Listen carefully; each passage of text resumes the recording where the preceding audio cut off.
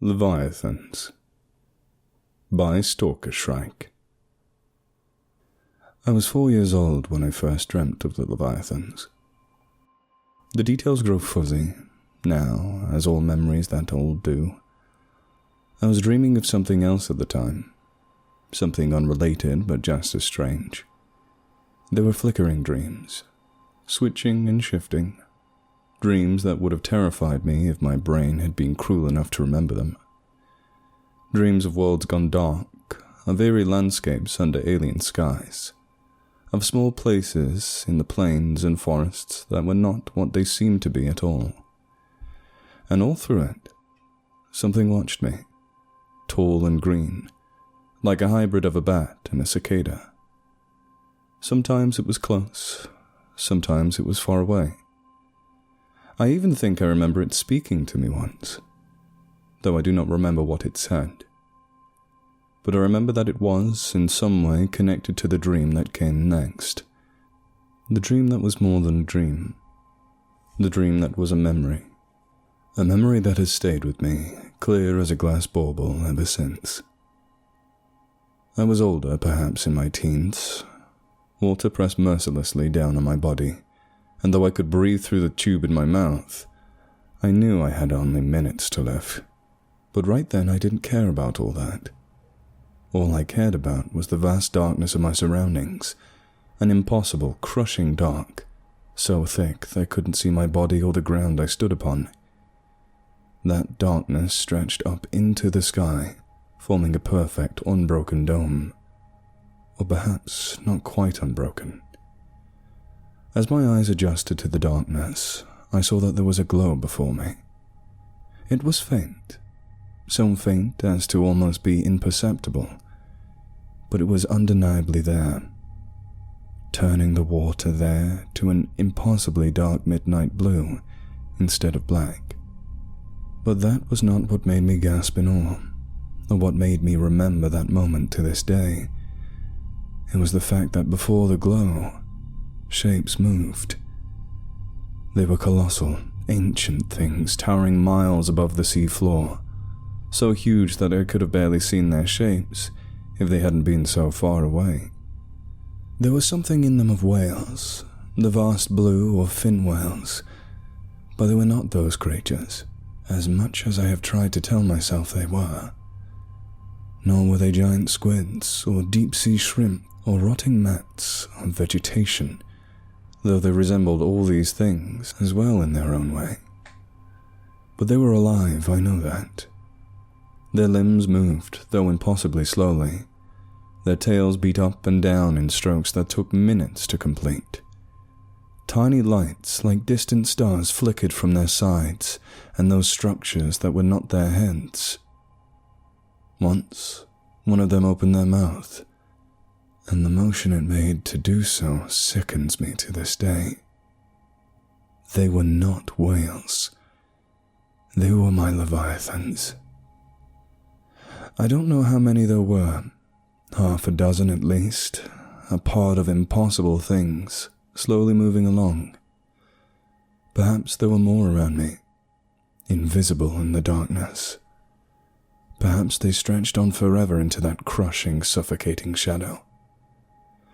I do not know and never will, for it was then that I awoke. At the time, of course, I brushed the experience off as a strange dream. I had told my parents in my disjointed, childish way, and they had smiled indulgently, stroking my head and letting me finish my breakfast. Even I expected to forget it by the end of the day, after time spent in the waking world, playing with my toys and preschool friends. But I didn't forget. A week later, I dreamed the dream again. The other dreams were not there. I was dreaming simply of the time spent on the playground, of the small, innocent things a child dreams of. But I turned around, and there they were again, my Leviathans, slowly moving along, vast things in the crushing dark. Perhaps they had some purpose, moving there through the water. Perhaps they communicated in some way I had no method of perceiving. Or perhaps my brain idly thought they were not even alive at all. I could never tell when they would return. It wasn't always a dream. Sometimes it would be in a daydream, or a sudden powerful flashback. I found myself doodling them, those huge shapes, looming across the page, trying to pick out their exact details. Anything else I would have been unable to draw from memory, but this was almost like a movie playing in my head that I could go back to and replay at any time. And slowly, over dozens of iterations, they finally became clear. My mum found those drawings, scattered over my room whilst I was at school. I always feared she would suspect something was wrong with me. After all, why else would I keep drawing the same entirely imaginary thing? But when I asked, she sat down at the table, with one of the drawings in her hand, looking at me. Why would anything be wrong? Because I've drawn them over and over and over. What's wrong with that? Sometimes it takes an artist a long time to portray what's in their imaginations. And the important thing is you're practicing. You're getting better every time. But shouldn't I be drawing other things? Do you want to? I thought about that for several minutes, and then I smiled and shook my head. No. She smiled too, and handed me back the drawing. Through my middle and high school years, I had two loves, art and marine biology. I was obsessed with the ocean, with the strange things that moved within and the mysteries that lurked unsolvable in its depths. But my true gift proved to be with a pencil or a paintbrush. I put that gift to good use, drawing flowers and figures and landscapes as the teachers requested. I even had a private art tutor while I was in high school, and though we may not have parted on the best of terms, I credit so many of my current abilities to him, both artistic and otherwise. I only knew him for 4 years, but the impact he had on my life is indescribable. The first time I went to learn with him, I simply sat at a table in his cozy studio. Paintings of strange things hung from the walls. Things whose identity you could almost discern, but not quite. His old, tatty Maine Coon slept in the front of the crackling fireplace, and his soft, soothing voice pervaded the entire place like the mahogany finish that colored it. I simply sat there, pencil in hand, and he stood at an easel, not even watching me, simply adding yellow spirals to whatever strange, impossible image he was creating. What should I draw? I asked him, staring blankly at the paper before me. He shrugged, not even turning to look at me. Whatever you want. The first thing that comes to your head. Felix, if you like. I looked at Felix the cat, upside down on the hearth, feet in the air as he snored slightly. He was cute in his way, but I didn't want to draw him. I wanted to draw Leviathans, and so I did. My pencil picked out the familiar curved lines, the strange stilts that were neither limbs nor tentacles, the eyeless faces, the finned tails. They marched, a whole pod of them, across the page, and before them grew a landscape. It was not in my memory, but it flowed out of me. A strange, beautiful panorama, accentuating their tightened size. And there were cities there beneath the sea, and though I did not know what inhabited them, I knew it was not people. Mountains loomed, deep trenches disappeared into gaping maws of black shadow. Shapes that were not fish darted between rippling stems that were neither kelp nor eels, and far, far above, over the surface of the water. Hello? Yes? I jumped at the sound of the tutor's voice. What is it? Our time for today is up, I'm afraid. His voice slowed and stopped, and he looked down at the drawing, pondering it until at last he spoke. 2 suns. I'm sorry? 2 suns, one above the other, rising over the water. Oh, I said, astonished, and immediately started to scribble away. Of course! How had he known exactly what it needed? I finished it, holding up my creation with a grin of triumph, and he smiled as well, watching me. Now I think you should sign it. I thought about it for a long time, staring down at the smudged, scribbled page. Then, after a moment, I bent down and, in the tiniest bottom corner, drew a little rose, my middle name. He smiled knowingly and winked at me. Run along now. Wouldn't want to keep your mother waiting. I studied under him for 4 years. 4 of the happiest years of my life. I lived for that hour a week when I went to draw with him, and learned what he had to teach me. We always did something different each time. Never what I expected, but always somehow what I needed. Sometimes he taught me fundamentals. I would draw a mug or a flower or Felix's fluffy self, and he would teach me about perspective and shading and color. Sometimes he would encourage me to simply draw, to go wherever my imagination took me, and it took me to some very strange places.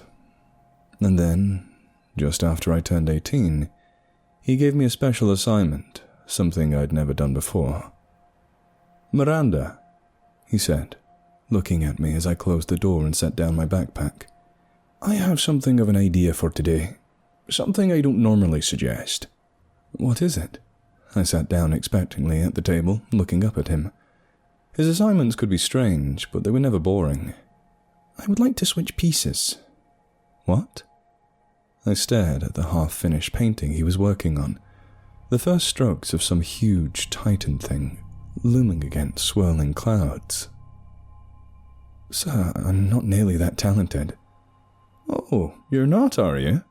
He smiled at me in that way he did, indulgent and mischievous, as though if you weren't in on the secret yet, you would be in a minute. Are you saying I haven't taught you well enough? No, sir, of course not. I have taught you everything I have. My knowledge rests in you, not to mention anything you've accumulated from elsewhere. There is no one else in the world I would trust to make that the piece of art it was truly meant to be. I opened and closed my mouth, looking up at the thing. A part of me wanted to keep protesting, even though I knew he was right, whether or not he was exaggerating. But there was a part of me, the artist's heart, that looked at the shape and saw what it could be, that saw the way the lines would flow, the way the colors would blend and swirl together, the way the mass of the creature would loom in the half-light over whatever alien landscape looked up at it in awe. And almost without thinking, I nodded and picked up the paintbrush. He smiled and leaned back in his chair. 4 hours it took me to finish that painting. 4 hours to take the first slight lines and mold to build them into something vast, ancient and strange. A city sprawled out below it. A city that could never exist, for only a madman would build such a thing. And behind the clouds were sprinkled moons and alien stars. It was eerie. It was impossible. It was beautiful. I sat down in the chair, exhausted but proud of my work. My teacher stood, hands behind his back, and walked over to it, staring at my drying painting. His eyes ran across it, taking in its details, and I could almost see him taking notes in his head. But when he turned back around, he was smiling, a genuine grin of pride that made my insides swell and burst in a warm golden glow. Well done, Miranda. Well done. There is emotion here. That sense of scale that you capture with such masterful ease, placed perfectly within a scene that hooks the viewer and tells them a story. Well done. What do you call it? The painting. I looked at it for a long time, pondering, before the words came half-bidden to my mouth. Lost Omundii. He turned without an ounce of hesitation and wrote my words in a delicate hand in the bottom left corner. As he finished, I stood, walking around the table to see what had become of my piece. It had started its life as a butterfly, its wings spread across the page, but under my teacher's hand, it had become something more. A spiraling, fractal thing, wings somehow shimmering with colour despite the medium of charcoal. Whole worlds lurked in those wings, tiny strokes of the graphite telling tales I couldn't begin to guess at and describing creatures that were alien even to me. My butterfly was a map of the cosmos, a field guide, a history book, a beautiful movie, a story long forgotten. And still, somehow, in its way, a butterfly. My teacher grinned slightly, watching my reaction. My apologies, Miranda. I didn't quite get time to finish it. I had no words. I just looked at his creation, my creation in some ways, and all I could think of was a faint, awestruck, wow. He came around the table and put his hand on my shoulder. We have a gift, you and I. Do not think I'm wrong in believing that you've seen more than some would consider your share. What do you mean? I looked up at him, but his face swam and blurred, the remembering Leviathans so intense I struggled to see past them. Whales. You can draw so many things, Miranda, but you always come back to whales. But not real whales, no. At least, not real here. Wait, what do you know about them? The whales? Oh my goodness, nothing at all. No more than what you've drawn. But I know about other things. I know about my crawling ones, my star beasts, the things that call themselves orokarths. I know what really happened in Atlanta. And do you know how I know all that? I shook my head, staring into his strange dark eyes. He smiled. Neither do I. But, he said, raising a hand slightly, we are not alone in our talent, far from it. And if you would accompany me, Miranda, I would like to make you a proposal. A scholarship, if you will, to a very specific university, where talents like yours grow and blossom, and those that see into the void learn to understand what they behold. Think about it, Miranda. You could learn to truly share your Leviathans with the world. Hold up. I raised my hand, sitting down in the chair. You talk about this stuff like you think it's real. Do you think it isn't? Well, of course. I didn't know whether I did or not, but it felt almost jarring to hear it from him. And what makes you think so, when whales walk in your dreams? I sat there for a long time, staring up at him. I wanted to believe him. I think I did believe him, somewhere deep down, and there were times in my life that I would have let that belief surface. But at that particular moment, a million reasons were flashing through my head as to why I shouldn't. Was he testing me? Would he tell others? Was I really going to throw out my plans, my already accepted application, for a college and life I'd never even heard of? Sir, I stood hesitantly, my mind awash with racing thoughts. Why was he saying these things? What was this college he was talking about? Who was he? Did I even know his name? Sir, I'm so sorry. I think I'll have to decline. His face said everything it needed to. Sadness, regret, apology, a hint of betrayal. I understand, Miranda. I wish you the best of luck with whatever choice you make. You'll bring great things to this world. He smiled, ever so slightly. I'm sure of it. I have regretted that decision many times over. I regretted it when the college I did choose was almost laughably easy, when my art classmates would hold up depictions of furniture or friends or cats that always somehow reminded me of Felix, and my Leviathans got reactions of mixed awe and confusion. I regretted it when I delved deeper and deeper into my marine biology minor, when I explored the tree of life, of the deep, shadowy ocean, and learned with growing frustration that no creature, living or dead, had ever borne even the slightest resemblance to the creatures whose appearance only grew stronger in my mind. More than once, I was struggled through all-nighters and cram sessions. The question passed through my mind of what those at my tutor's college would have said in answer to my ever stranger and more desperate questions. And strangely enough, as I grew more and more lost and frightened of the mundanity of the world, the shell I had had at 18 started to break down. Slowly seeping through my mind came the idea that these creatures might not be so impossible after all. It came to a head one morning, midway through my junior year. I spent hours making phone calls and doing Google searches trying to find any trace of my tutor. My mother remembered him, of course, but at some point in the shuffle of life his contact information had been lost.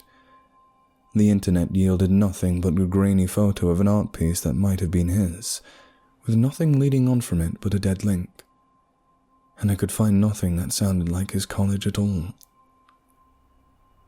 But the idea had forced itself into my mind. I would draw my Leviathans again, not from memory this time, for I now believe in its memory. A memory that is not mine. I would draw them from life. Somehow I had seen them once. I must have. And I swore to myself I would see them again. During my senior year, an opportunity came to my attention. My school participated in a project that organized research expeditions, including, to my great interest, one which involved exploring the Romanche Trench along the Mid-Atlantic Ridge. Several students, along with two of the world's most renowned marine biologists, Dr. Edwin Key and Dr. Angeline Heathers, would be making multiple dives into one of the deepest points in the Atlantic. At the time, my excitement was almost entirely academic. I knew there was nothing down there. Of course there wasn't. Nothing could live that far down. Nothing but bacteria and the occasional worm or crab. But the idea flickered something nonetheless. The faint hope that somewhere down there my Leviathans would be waiting. And somehow, despite the struggle and the hard work and the enormous amount of luck, I was one of the lucky few aboard that ship, sailing from Rio towards that hidden place in the rippling silence of the sea. Those days on the Godfather are days I will never forget. She was a rickety old thing, and her crew were old salts whose English was broken, but whose Portuguese was a rippling font of strange tales of the sea. Her engines ground and chugged, and her black smoke made another cloud against the sunset. I remember I spent that week sitting on the deck, in the shade of the submersible, only occasionally interacting with the others, just watching the ocean. My ocean, I often felt, change colour from dawn to dusk to moonlit night. And then the call came, and the little ship came to a slow halt over the yawning abyss below us. All through the morning, before the first dive, there was a rippling excitement throughout the ship. Even the crew, who would be doing nothing but watching camera feeds and maintaining the ship, were excited, and the professors had excited grins of anticipation that never seemed to properly fade. Ana Ribeiro, the submersible pilot, was a blur of activity, supervising diagnostics and preparations as she got myself and Dr. Key ready for the dive. And then, almost before we had registered what was happening, we were sitting in that submersible. Anna and the captain talking almost incessantly to each other as the crane ground outward and lowered us down with a splash into the sea. Down, down we went, through the blue-black abyss. We were all close enough together that we had to struggle to avoid bumping into each other, strapped tightly into the seats and lit by the flicker and hum of the dashboard. The only way to see outside was through tiny reinforced portholes, and though the exterior lights glowed in beams through the water, they did nothing but enhance the feeling of the blackness just beyond them. There was nothing out there, in the open ocean. No shoals of fish, no floating plankton, nothing. Just endless blue water, so thick and dark, we couldn't tell if it was night or day. We descended about 2 miles on that first day, deep enough that the submersible's light started to glide down the rough walls of the trench. Dr. Key and I talked excitedly back and forth, pointing out anything that looked interesting, and Anna somehow steered us towards it through her chatter with the captain. We found a lot that day. Several new species of worm, and a small wriggling fish that neither of us could quite identify. And then, quite suddenly, Anna announced, "All right, we're going to start heading back up now." Already? I was almost shaken awake, my eyes having to tear themselves away from the sepia murk outside. "But we've barely seen anything." "It's been almost 6 hours. But there has to be more. There has to be. This can't be all of it." I leaned towards the porthole, peering out into the darkness beyond, even as I felt Dr. Key's confused eyes on my back. "Miranda?" he asked, hesitantly. "Miranda, we've done a lot today. We can go back up now. You'll probably have a dissertation on that fish alone," I said, snapping around to face him as the seatbelts dug into me. "We can't go back now. There's so much more below us. Doctor, water, going down and down and down, filled with ancient mysteries. Can you feel it? You can't feel it calling you." He shook his head. "Miss Ribeiro, just take us up." "Yes, sir." Her hands made delicate motions over the submersible's controls, and slowly the needle of the little depth gauge started to crawl upwards, back towards the hollow, empty sanity of the world above. I was quiet then. As quiet as the submersible bobbed up to the surface, water running in little waves down the portholes as the magnetic clamp of the crane sounded against the hull. I stayed quiet over the next week, as the others descended down into those dark, mysterious depths, like tiny crabs locked in a metal shell as they moved through that yawning vastness. But I was waiting. One of these days, it would be my turn again. I took up drawing again over that week. That place, that glittering water and rickety boat floating like clouds over the deep, deep darkness. It awoke something in me. The same thing that had awoken in my tutor's studio all those years ago. I drew the deep depths of the trench. Not the mud and the slime the submersible had clung to like a worried mouse, but the open water 5 miles below. Sometimes it would be no more than a gradient, an attempt to capture the way the light faded to deep, perfect blackness, but sometimes it would be other things. The huge creatures and lost civilizations I imagined deep down in the depths, on the true surface of the earth, far removed from the light, fluffy things above. And above them, as always, loomed my Leviathans. Huge things moving on the distant horizon, always too far off to see. And ever so slowly as the submersible descended and rose to the surface again and again and again without me, I began to form a plan. Down again, my second actual descent into the deeps with my fellow student Manuel Kimmel in the seat beside me. Another 2 hours of sitting there, idly chatting, as bright, glittering blue changed ever so slowly into deep, impenetrable black, and my heart beat in my ears with anticipation. Was this a good idea? Of course not. How could it be? Perhaps I had made a mistake. Perhaps I should simply let the dive go as planned. But I didn't want to do that. And whatever consequences would come of this, they would be worth it. I'd make sure of that. I spent an hour with Manuel, cataloguing worms and crustaceans and the occasional small fish, just the same as last time. An hour spent staring into the ore of the blades of grass, when an untapped jungle loomed behind us.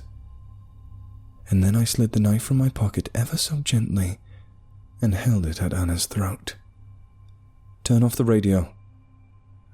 "Miss Clementine?" Her voice trembled as she hesitantly obeyed, and Manuel turned to look at me in horror. "Miss Clementine, what are you doing?" "Take us out into the canyon, into the open water, and then take us down. I want to see the bottom." "But—" I knew what she was going to say. It was too deep. The sub would be crushed. But I didn't care. I told her so as the canyon wall swung slowly away outside. Elation was rushing through my body. At that moment, I felt in tune with everything, with the entirety of the submarine. I felt the rumbling engines, the searchlight eyes. I felt Anna's sheer terror and Manuel's gentler, somewhat worse dread as I forced them to what they knew would be their deaths. I felt the trembling metal of my knife, balanced a second away from cutting Anna open. And even as I drank it all in, I knew it didn't matter. The bubble was mine, but it was nothing but a bubble, when outside was the sea. And as the giddy sensations pumped through my body, I laughed and laughed like a child again. Down and down went the little sub, searchlights fading in the water around them. Down and down, that depth gauge creeping higher and higher, the only visible change in the tense silence. 3 miles down, 3.5, 4. 4 glorious miles beneath the surface of the sea. And then it went wrong. I had been holding the knife to her neck for all that time. I knew that the instant I set it down, she would go for the surface again. But it was an awkward position and my arm was starting to tire. And Manuel saw it. He lunged at me with a strength I didn't know his wiry body possessed. There was a snap and a whirl as his seatbelt unbuckled, and then his hand was around my waist and his arm was around my head, both squeezing until at last I cried out in pain, "Manuel, what are you doing?" "Shut up, just shut up." He was breathing hard, his fingers leaving bruises around my wrist. "This has gone far enough. Just stay there and don't talk. And don't move." Panic was flooding into my brain as the submersible started to tilt upwards again. I couldn't go back up there. I couldn't go back to that fluffy, airy place where mankind crawled like lice and squabbled over scraps, where I could never, ever be down here in the beautiful black depths. And then, quite suddenly, something happened. I'd squeezed my eyes shut, almost blinded by terror as I finally dropped the knife. And then the pressure was gone. And then there was screaming. Not human screaming, though terrified shrieks were faintly audible through it. The agonized scream of metal in pain, crumpling and buckling under impossible pressure. My eyes snapped open. Manuel was on the floor. No, Manuel was in the floor, half of his body crippling through it like a bleeding glitch in reality. Anna was choking in horror, staring as the instruments went wrong, as the compass spun like a top and the depth gauge bottomed out hard enough to rattle against its casing. And around me the submersible was crumpling, folding in on itself like a crushed soda can. Lights flickering out one by one as huge dents slammed in through the hull. And in the sudden darkness, I had the foresight to look out the window. Out there was blackness, that perfect, infinite black, that the puny eyes of the surface creatures could only hope to penetrate. But no, not quite perfect, not black. A velvet dark shade of midnight blue. There were only seconds to stare out that window. But those seconds were all I needed. Death has come for me, and for the poor others I dragged along on this journey. Death in the impossible abyss, in an ocean far too deep to be anywhere on earth. But I do not care. My life's purpose is complete. My tutor is forgiven. My artwork is vindicated. For out that window, looming far bigger than I had ever imagined on the horizon, were my Leviathans.